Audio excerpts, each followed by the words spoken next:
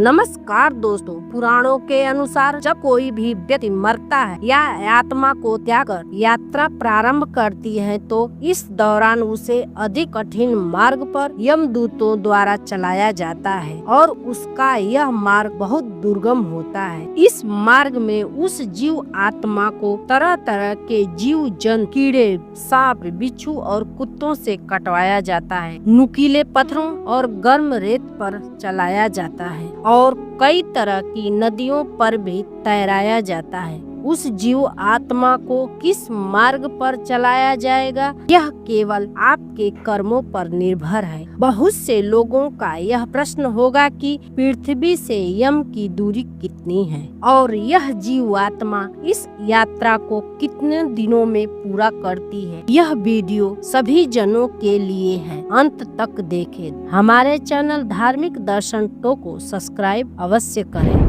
एक बार महाभारत में राजा परीक्षित नरक तथा यमलोक संबंध में सुखदेव जी से प्रश्न पूछते हैं तो सुखदेव जी कहते हैं कि राजन, यह नरक लोक के भीतर ही है तथा दक्षिण की ओर पृथ्वी के नीचे और जल के ऊपर स्थित है। उस लोक में सूर्य के पुत्र भगवान यमदेव का वास है तथा भगवान की आज्ञा का उल्लंघन न करते हुए अपने दूतों द्वारा वहां ले आए हुए प्राणियों को उनके दुष्कर्मों के अनुसार पाप का फल या दंड देते हैं। ग्रंथ में मिलता है कि मृत्यु के 12 दिनों के बाद मानव की आत्मा यमलोक का सफर प्रारंभ कर देती है। यमलोक को मृत्यु लोक के ऊपर दक्षिण में 86,000 दूरी पर माना गया है। एक योजन में लगभग 12 किलोमीटर होते हैं। वह जीव आत्मा एक दिन में 20,086 योजन चलकर लगभग एक वर्ष में यमलोक तक पहुंचती है। गरुड़ पुराण में यमलोक के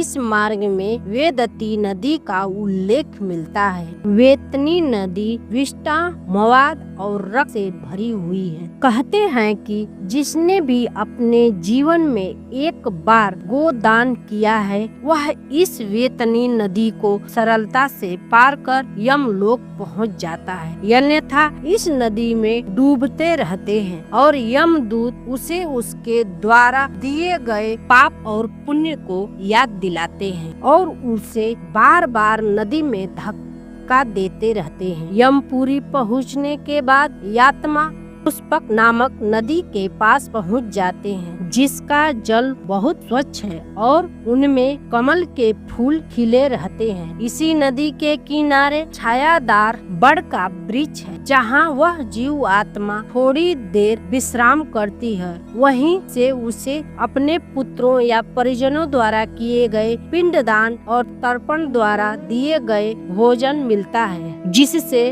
उनमें पुनः शक्ति का संचार होता है। पुराणों के अनुसार यमलोक 1,00,000 योजन क्षेत्र में फैला है और इसके मुख्य द्वार यमलोक में आने के बाद आत्मा को प्रमुख द्वारों में से किसी एक में उनके कर्मों के अनुसार प्रवेश मिलता है। मुख्य द्वारों में से दक्षिण दिशा में जाने के लिए आत्मा को बड़े कष्ट उठाने होते हैं। यहाँ अंधकार और भयानक सांप, सिंह, भेड़िए आदि तरह तरह के भयानक जीव और रक्त से घिरा रहता है। यहाँ प्रवेश करने वाली पापी जीव आत्माओं के लिए यह अत्यंत कष्टकारक होता है। इसे नरक का द्वार भी कहा जाता है। नियम का पालन करते हुए भी जीव आत्मा निश्चय ही इस द्वार में प्रवेश करते हैं। इसके बाद पश्चिम द्वार की बात करते हैं तो यह द्वार रतन से जड़ित है। इस द्वार में ऐसे जीव का प्रवेश होता है जिन्होंने दान पुण्य किया हो,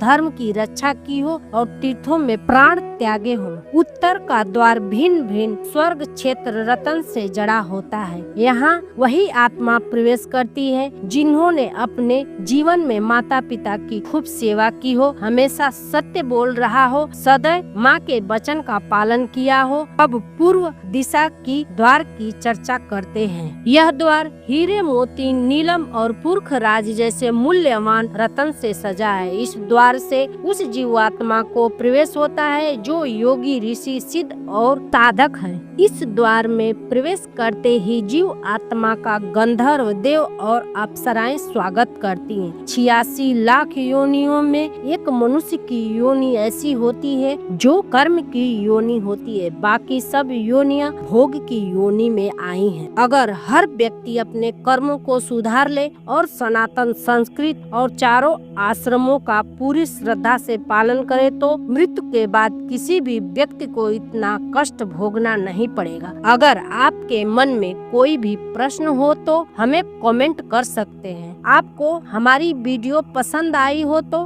लाइक करें, चैनल को सब्सक्राइब करना न भूलें। मिलते हैं एक और ज्ञानवर्धक वीडियो के साथ, तब तक के लिए जय माता दी।